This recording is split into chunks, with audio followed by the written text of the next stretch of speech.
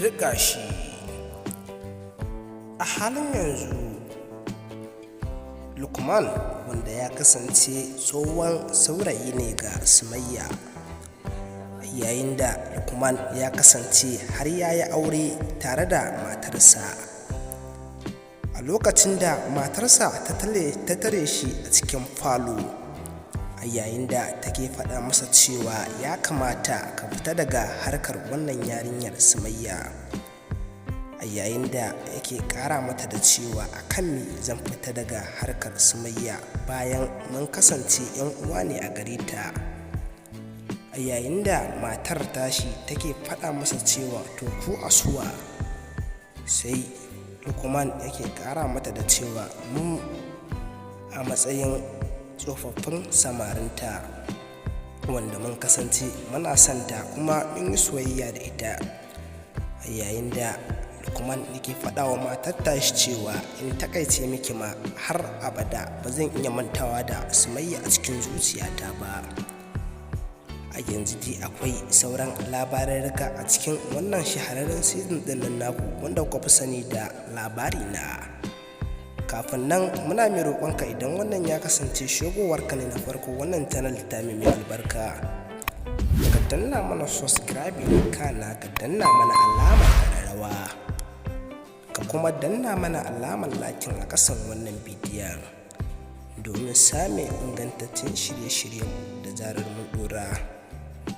Kuna tare da Smart TV, wanda wannan channel ta mai albarka za ta dinga kawo muku sababbin shirye-shirye na kowane season. Ci gaba da kasancewa da mu a wannan channel ta mai albarka.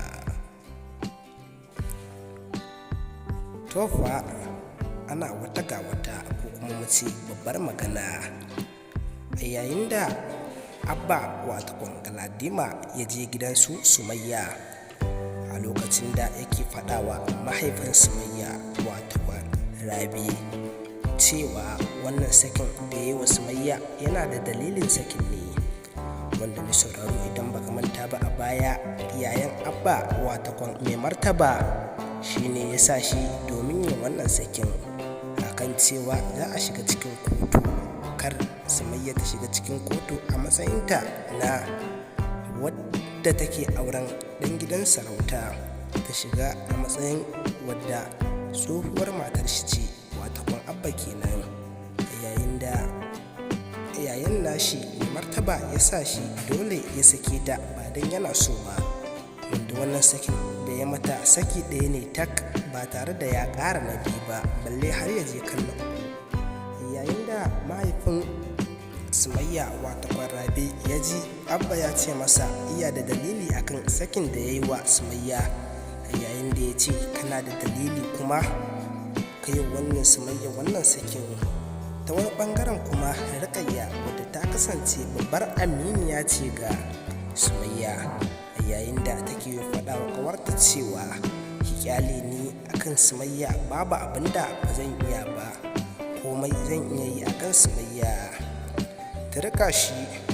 A halin da mahaifiyar Sumayya take ciki, ta shiga wani matsakaicin hali kwarai da gaske sosai, yayin da Abba ya shiga gidan su Sumayya tana ta kuka, tana kiran sunan Abba, yayin da Sumayya ta faɗi ƙasa ta suma, wanda mahaifiyarta wato Maimuna tana faɗa wa Abba cewa ka gane ko, za ka je ka kashe min ya, don haka ka fita daga cikin wannan gidan, ba na son ganin ka. Yayin da Abba yarsa ta cewa ya yi shiru, bai ce mata komai ba tare da ya yi mata magana ba, ya zauna yana kallonta. Fitowar Abba daga cikin wannan gidan ke da wuya, yayin da ya taho tare da shi da Amira, wanda ya manta ma ya taho tare da su.